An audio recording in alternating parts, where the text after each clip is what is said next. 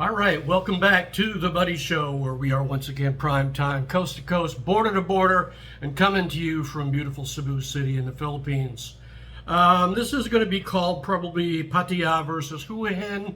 You can call these places anything you want. A lot of people use the word Pattaya or Pattaya.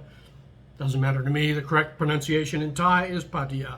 And the other is Hua Hin, which some people say Hua Hin because it looks like the Chinese word Hua, but it's Hua Hin.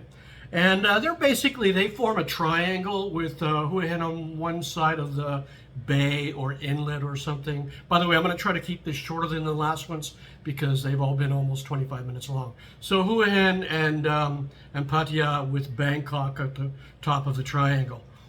I think Hua Hin is a little bit further from Bangkok than Pattaya. What I've been talking about, obviously, is Jomtien Beach, which is sort of a suburb of Pattaya. Just a short 15-minute ride on the bus.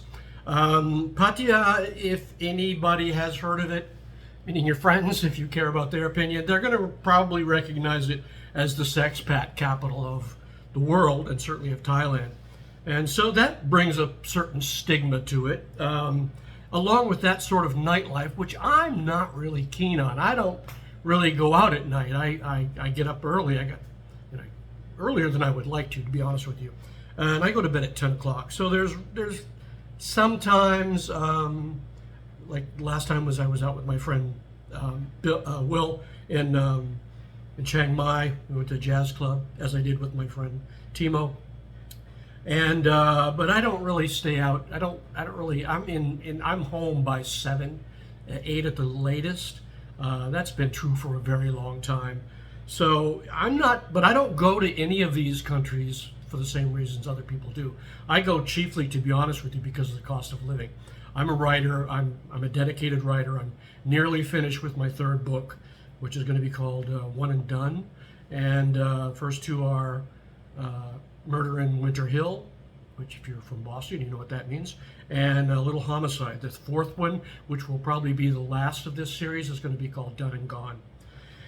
And I have an idea what's going to happen in there, but not yet. And I also, as I've mentioned in my past videos, have a sort of a side hustle, I guess they call it, in the internet marketing world, which I've been doing internet marketing for a very long time. I love it.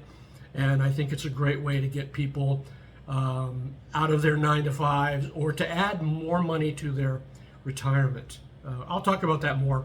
But anyway, this is Pattaya versus Hua Hin. So that's sort of Pattaya. Jomtien to a lesser degree. I know I've been talking it up, but I'm an all-in guy, so I'm probably a little obsessive compulsive in that respect. I make a decision and I just jump into it. That's the way it was when I moved to Guadalajara, when I moved to Sanur, Bali, when I moved back to Mexico to San Luis Potosi, and when I moved to Thailand. I just, I make a decision and I just do it. I put off every other alternative. I'm not doing that this time. I'm not certain exactly that I'm going to end up in Pattaya or Jomtien. I'm looking at Hua Hin because of two friends of mine, my friend Steve, who was looking there earlier in the year with his Thai wife, and when she retires, they were looking at property to maybe build in Hua Hin. And my friend Wayne, who has a channel, and Wayne is now in Hua Hin and is extolling its virtues. I look at Hua Hin, and it reminds me a little bit of where I lived in Bali, on the east coast of Bali, in Sanur. And both are very homey, and Sanur and Hua Hin look like small cities. I don't know if they're smaller than Dumaguete over in Negros, my friends live, or not, because I've not been there, nor have I been to either of these two. But I'm going to look there. I don't know if I'm going to go. I may even go there first, or I may go to Malaysia first. I'm going to do another video after this one talking about Malaysia and Vietnam. And then I'm thinking, and let me know in the comments if you want to have any of these, about doing one of the West too. Two places I almost moved to were Georgia in Eastern Europe, and what's it called? San Juan del Sur in Nicaragua, another tiny beach town. Ended up not going to Georgia because COVID happened, and now it's overrun by Russians and Ukrainians.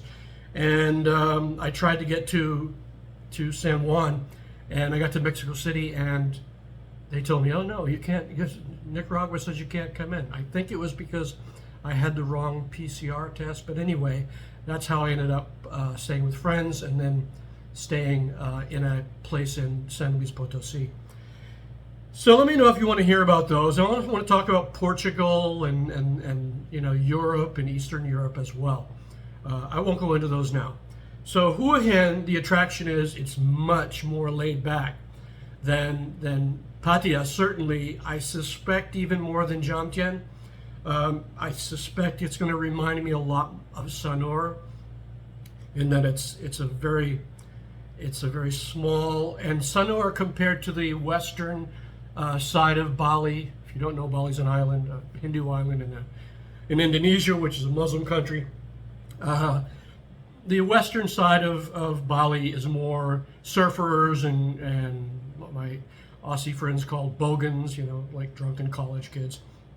And Sanur was mostly retired people, mostly Australians, but some Dutch, and only 2 Americans that I ever met. My friend Simon was English, and families and Balinese families. So that was nice. It was really nice living there. Bali has its own weirdness for me, but I may go back. You never know. Same with Indonesia. The vax isn't required anymore, so that was a hindrance for a while for those of us who refused to take it. So it comes down to Pattaya nightlife, Jomtien less so, but access to that nightlife. I mean, if I'm home at 7 o'clock, I'm not going out, even the bot bus to Pattaya. What I've read and seen is Jomtien has more beach bars, beer bars and stuff like that, rather than go-go bars and, prostitutes and stuff. Again, no judgment. You do what you want. Whereas Hua Hin, my brief research, and I'm an inveterate researcher, being obsessive, makes it look more like Sanur. It's certainly an older crowd, a retired crowd that I would probably be more comfortable with. Where we all go out and have a beer at 6 o'clock and are in by 8. My main objective in going to any of these places is to have inexpensive living where I can live. I've lived on less than $1,000 for the past 3 years. The first year I only made $975, and so I lived on less than that. And I lived quite well in Guadalajara, in a nice little place. Tiny place, but nice. So that's what I'm thinking about. Then I'm going to go at some point when I do semi-settle down, whether it's going to be Pattaya or Hua Hin. I'm going to go over to Malaysia. I want to go to Kuala Lumpur and to Penang. And I want to go back to Vietnam. So I'm going to do, the next video is going to be about Malaysia and Vietnam, their respective pros and cons. There's a lot to be said for both of them, particularly the visas. So that's it. Please like and subscribe. Hit the gong bell to get notifications. And if you have, again, any questions, any comments, any suggestions in particular, I love the last video. You guys were great. A lot of feedback and a lot of suggestions. The last 2, in fact. So that's all I can think of. I want to cut this one short.